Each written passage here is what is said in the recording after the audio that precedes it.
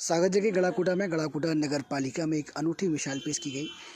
जी हाँ, बात कर रहे हैं रैली विधानसभा क्षेत्र में आने वाले गड़ाकोटा नगर पालिका की, जहां एक और सभी लोग कुर्सी के लिए ना जाने क्या क्या करते हैं, लेकिन एक अनोखा नज़ारा देखने को मिला, जहां समझौते के आधार पर नगर पालिका अध्यक्ष दीपा दिनेश लहरिया ने इस्तीफा देकर अपने साथी पार्षद संगीता मनोज तिवारी को नगर पालिका अध्यक्ष बनाया। सभी पार्षदगण निर्देशों की परिपालन हेतु नगर पालिका कार्यालय पहुंचे, जहां सारी चुनाव प्रक्रिया के बाद संगीता मनोज तिवारी को निर्विरोध नगर पालिका अध्यक्ष चुना गया।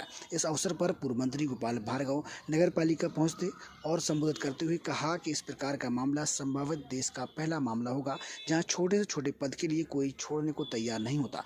वहीं दीप दिनेश लहरिया ने नगर पालिका अध्यक्ष जैसे बड़े पद को त्याग पत्र देकर एक मिसाल पेश की है। ये संभवतः नगर पालिका इतिहास में पहला मामला होगा। वचन मैंने तो पूरा जितना हो सकता किया है, मुझसे भी ज़्यादा 10 गुना वचन दिनेश लहरिया जी और इनकी बहू ने पूरा किया है इस क्योंकि वचन पूरा करवाना मैं मान के चलता हूं कि ठीक बात नहीं है। वचन पूरा बगैर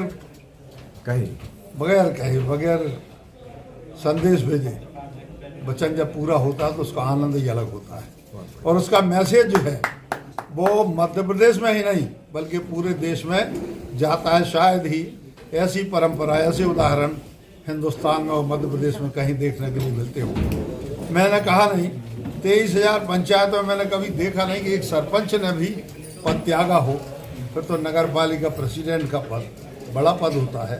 पुरानी नगर पालिका, 100 साल पुरानी नगर पालिका, मध्य प्रदेश की पुरानी नगर पालिकाओं में से एक नगर पालिका गड़ाकोटा है। इसका अध्यक्ष पद तो महत्वपूर्ण होता ही। यहाँ ये परंपरा बनी और सब लोगों ने सहयोग किया, पार्षदों ने किया, सब ने किया, क्योंकि सभी के सामने ये वचन हुआ था। इस कारण से पहले तो हम माननीय गोपाल भार्गव जी का, भारतीय जनता पार्टी का, और हमारे जो पहले 2 साल अध्यक्ष रहे सम्मानीय दीपा दिनेश लहरिया, मैं उनका बहुत बहुत धन्यवाद ज्ञापित करना चाहता हूं, क्योंकि ऐसा सामंजस्य शायद ही आपने कहीं देखा हो कि हम लोगों के बीच में भाई भाई के नाते समझौता हुआ था, और उसी समझौता के तहत उन्होंने 1 सेकंड में इस्तीफा दे दिया, और आज हम अध्यक्ष के पद पर बैठा हूँ। आगे अध्यक्ष के रूप में जो हमारी सेवाएं रहेंगी, मैं मान के चलता हूँ जो योजनाएं शासन की चलती हैं वो तो बेहतरीन चलेंगी, जो विकास की योजनाएं चलती हैं वो बेहतरीन चलेगी। इसमें नवाचार करके योजनाओं को कैसे अच्छे से अच्छे ढंग से घर तक पहुंचाया जाए, कैसे नवाचार करके उन गरीब ज़रूरतमंदों के योजनाओं का लाभ पहुंचाया जाए, और नवाचार के माध्यम से पूरे शहर को एक शानदार नगर बनाने के साथ साथ जनता के लिए भी सुखमय माहौल बनाए। ये हमारी सोच है, और निरंतर माननीय गोपाल भार्गव जी के निर्देश अनुसार